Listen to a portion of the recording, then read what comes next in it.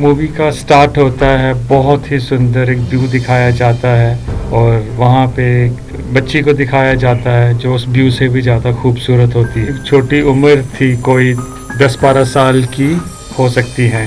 उसके सर पे सींग होते हैं और उसके पर भी होते हैं और उसका नाम होता है मेलिफिसेंट और वो प्यारी सी एक परी होती है जो एक जादुई जंगल में रह रही होती है।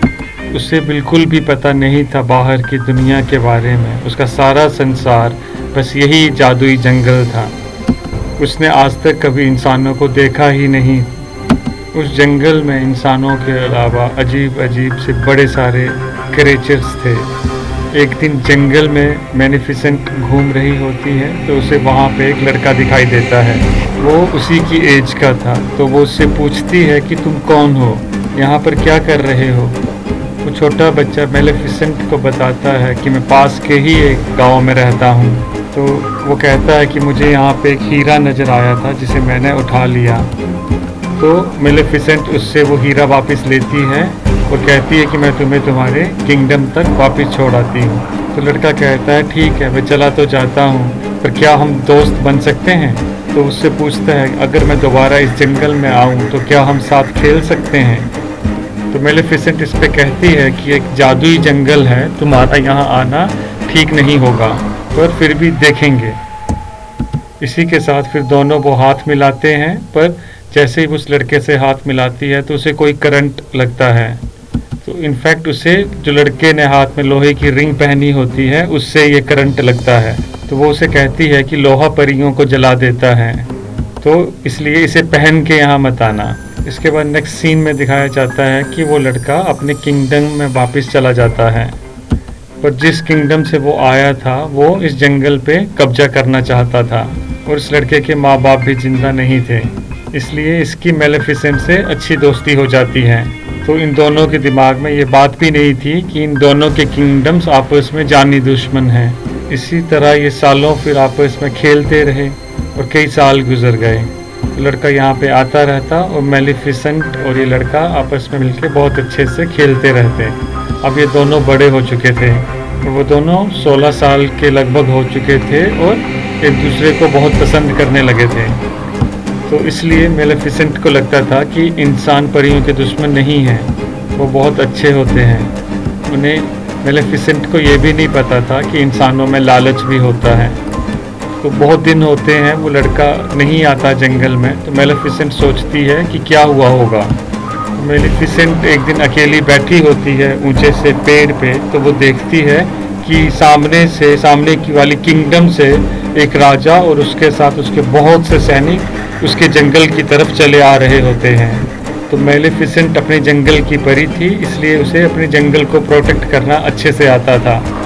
वो वहाँ उनके सामने आ जाती है और बहुत पावरफुल दिखाई देती है और वो उनसे कहती है कि तुम मेरे जंगल में नहीं आ सकते। तो राजा कहता है मैंने तुमसे ये तो नहीं पूछा। और इसी के साथ राजा अपने सैनिकों को कहता है कि मुझे इसकी डेड बॉडी चाहिए। तो राजा की आर्मी ये सुन के जंगल की तरफ बढ़ती है, पर वहाँ दूसरी तरफ जंगल से भी अजीबो गरीब क्रिएचर सामने निकल के आते हैं और इन पर अटैक कर देते हैं। तो अब राजा और उसकी आर्मी पूरी तरह से जख्मी हो चुकी थी, तो इसलिए सारे के सारे इंसान वहाँ से डर के भाग जाते हैं। और ये जंगल तो जादुई है ऐसा वो सोचते हुए, और हम इनसे नहीं लड़ सकते हैं, और वहाँ से वो चले जाते हैं। फिर राजा अपने किंगडम में वापस आ जाता है और वो काफ़ी बूढ़ा और कमज़ोर भी हो चुका था।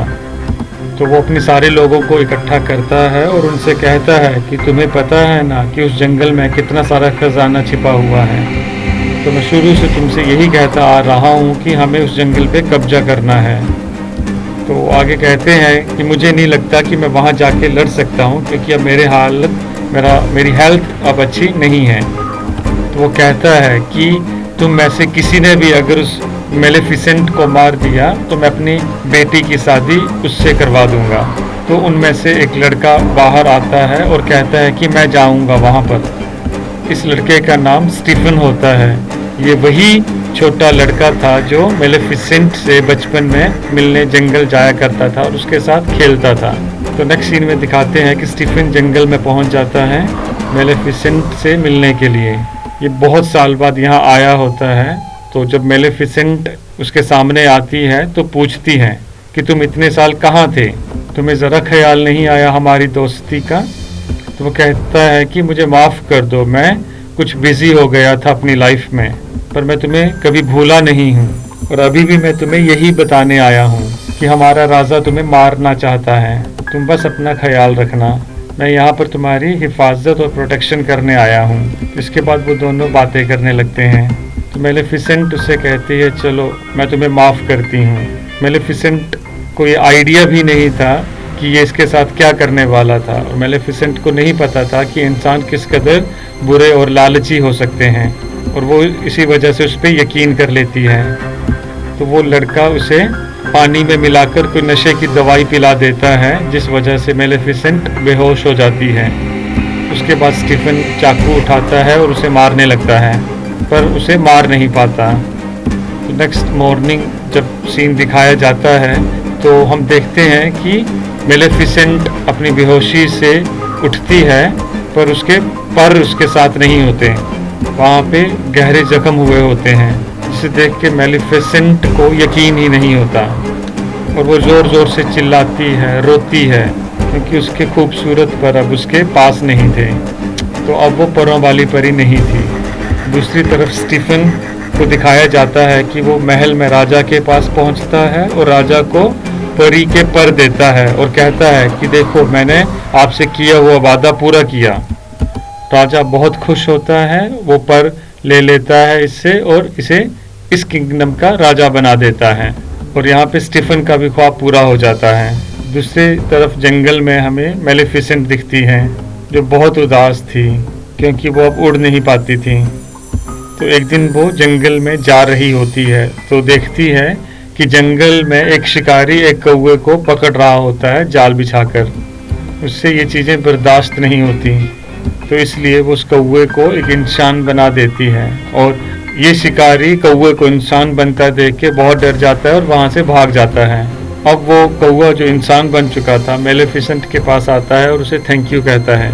वो उससे पूछता है कि आपने ऐसा क्यों किया? तो मेलेफिसेंट कहती है कि ये मैं तुम्हें नहीं बता सकती, बस मेरे दिल में रहम आ गया था तेरे लिए। वो कौवा उससे कहता है कि ठीक है कोई बात नहीं, पर अब मैं सारी ज़िंदगी आपकी सेवा करूँगा। इन्फॉर्मेशन ला के देता था। तो मेलेफिसेंट को पता चलता है कि स्टीफन ने सिर्फ राजा बनने के लिए उसके पर काट दिए थे, तो इसलिए उसे इंसानों से नफरत होने लगती है। उसका इंटरेस्ट और ट्रस्ट दोनों ही इंसानों में से ख़त्म हो जाता है।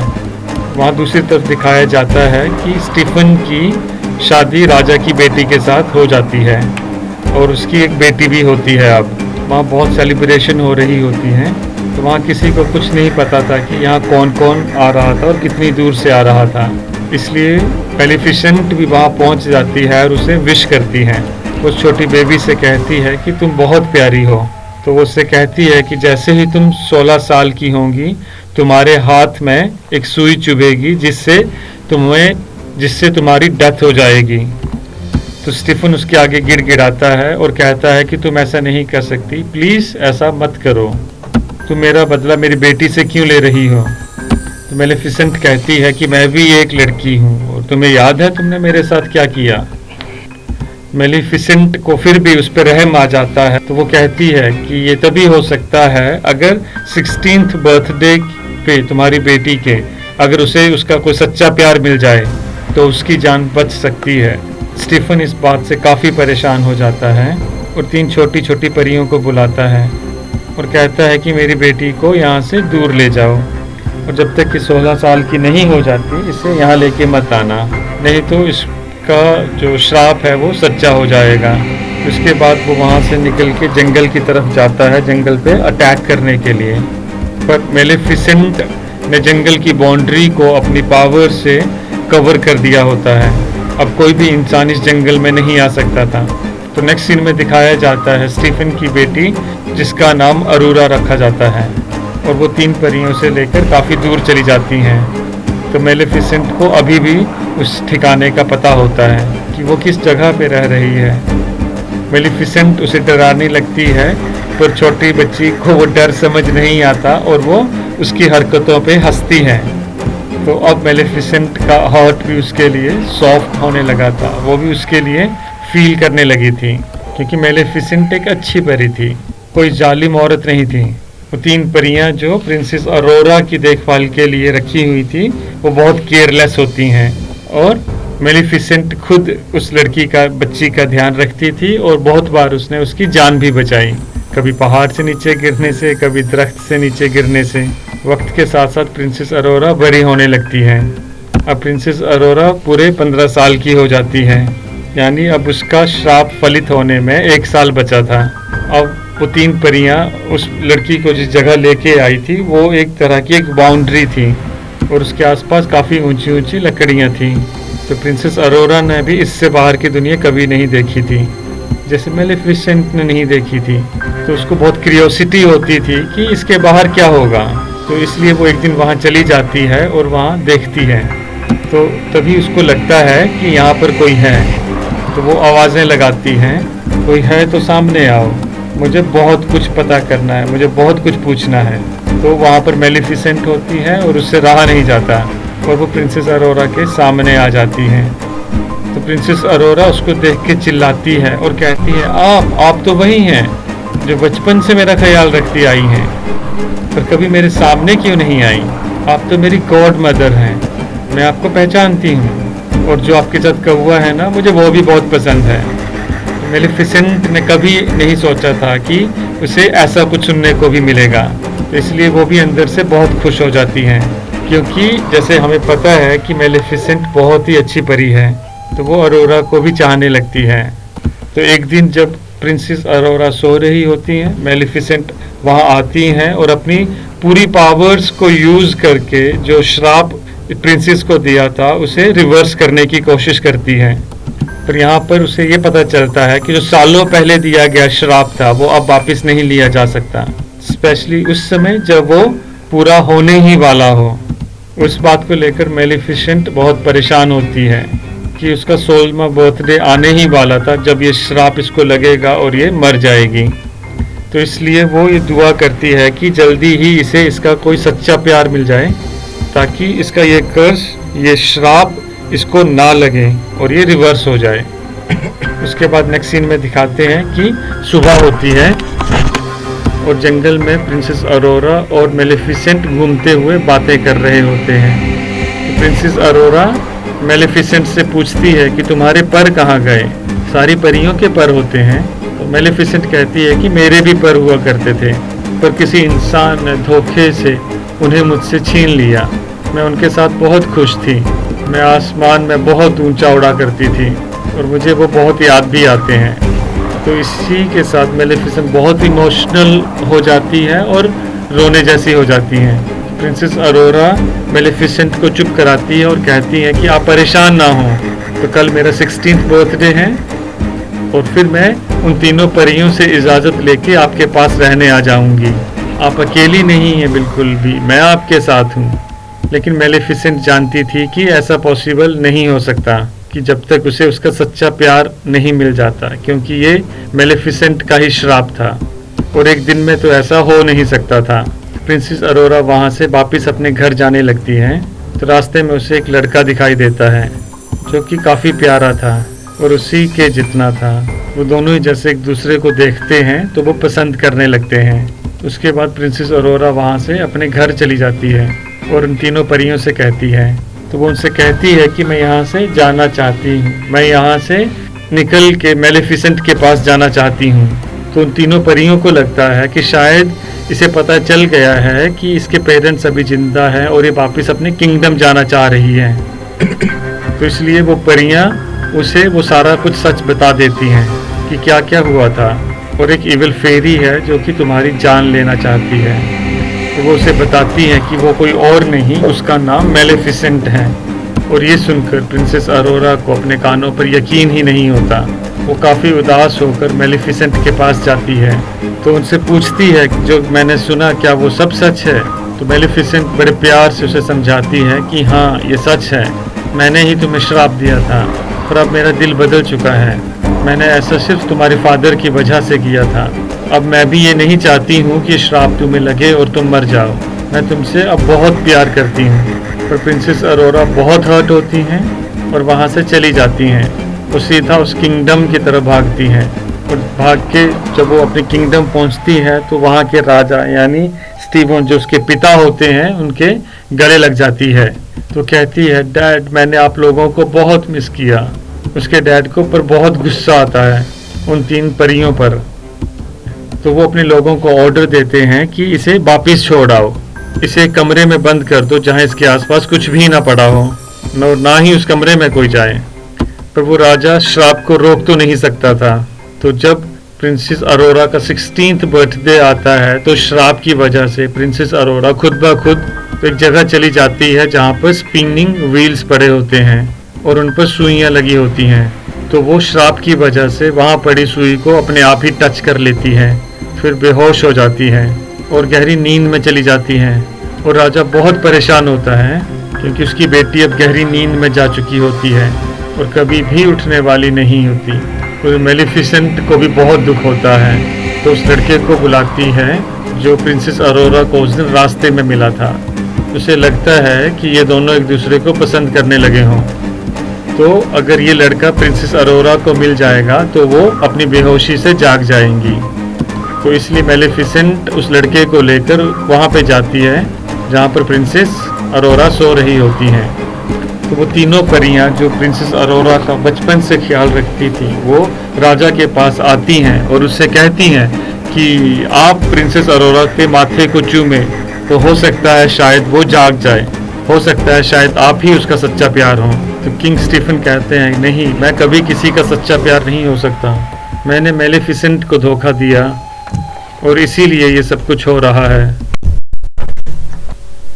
जब मेलिफिसेंट उस लड़के को लेके यहाँ आती है और वो प्रिंसेस के पास जाता है तो प्रिंसेस अरोरा नहीं जागती। तो मेलिफिसेंट को पता चल जाता है कि ये इसका ट्रू लव नहीं है। तो मेलिफिसेंट ये देखकर रोने लगती है और उससे कहती है कि मैं तुम्हें बहुत याद करूँगी, मुझे तुम्हारी स्माइल याद आएगी, मैं तुम्हें कभी नहीं भुला पाऊँगी। तो ये कहते हुए और रोते हुए बहुत इमोशनल होके उसके माथे पे किस करती हैं और वहाँ से जाने लगती हैं। और तभी उसे पीछे से आवाज़ आती है, रुकिए गॉड मदर। और ये आवाज़ प्रिंसेस अरोरा की होती है। हाँ जी, प्रिंसेस अरोरा का ट्रू लव ही थी क्योंकि वो उसे दिल से प्यार करती थी। प्रिंसेस अरोरा मेलिफिसेंट से कहती है कि मैं तुम्हारे साथ जंगल में रहना चाहती हूँ। तो मेलिफिसेंट उसे अपने साथ लेकर जाने लगती है। तो तभी पीछे से स्टीफन के लोग उन पर जाल डाल देते हैं। वो लोहे का जाल होता है जो कि परियों को जला सकता था। तो मेलिफिसेंट यहाँ पे बहुत बेबस हो जाती हैं। तो अपने कौवे को अब ड्रैगन बना देती है।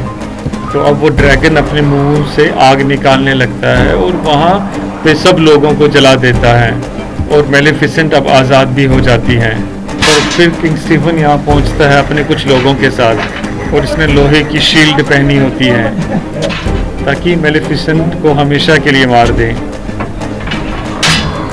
तो वहाँ दूसरी तरफ प्रिंसेस अरोरा को मेलिफिसेंट के पर नजर आते हैं। वो पर मूव कर रहे होते हैं जैसे उन्हें भी पता चल गया हो कि उनकी मालिक यहाँ पर है। प्रिंसेस अरोरा उन परों को आज़ाद कर देती हैं और वो खुद ब खुद जाकर मेलिफिसेंट के साथ लग जाते हैं। मेलिफिसेंट दोबारा से उड़ने लगती है और स्टीफन को अपने साथ उड़ा लेती है, लेकिन उसे बिल्डिंग से नीचे नहीं गिराती। स्टीफन उस पर अटैक करता है जिस वजह से वो दोनों ही बिल्डिंग से नीचे गिरने लगते हैं, यानी कैसल से। स्टीफन ने मेलिफिसेंट के परों को पकड़ा होता है ताकि वो उड़ ना सके। जैसे ही वो दोनों ज़मीन पर गिरने वाले होते हैं तो मेलिफिसेंट अपने परों को खोल देती है और वो ऊपर की तरफ उड़ जाती है और स्टीफन उससे छूट जाता है और नीचे ज़मीन की तरफ तेज़ी से गिरता है और नीचे गिरते ही मर जाता है। और सब कुछ ठीक हो चुका था। अगली मॉर्निंग दिखाया जाता है कि मेलिफिसेंट जंगल में बनाई उन सारी बाउंड्रीज को हटा देती है तो जंगल के आसपास उसकी सेफ्टी के लिए बनाई थी। वहाँ दोबारा से फूल खिलने लगते हैं, ग्रीनरी वापस आ जाती है। तो उसके बाद वो प्रिंसेस अरोरा से कहती हैं कि आज के बाद तुम इस जंगल की रानी हो और वहाँ का किंगडम और ये जंगल आपस में मिल जाते हैं। और सब हंसी खुशी मिलके रहने लगते हैं और इसी तरह यहाँ पर मूवी हंसते खेलते ख़त्म हो जाती है। तो thanks for watching, thanks for your time.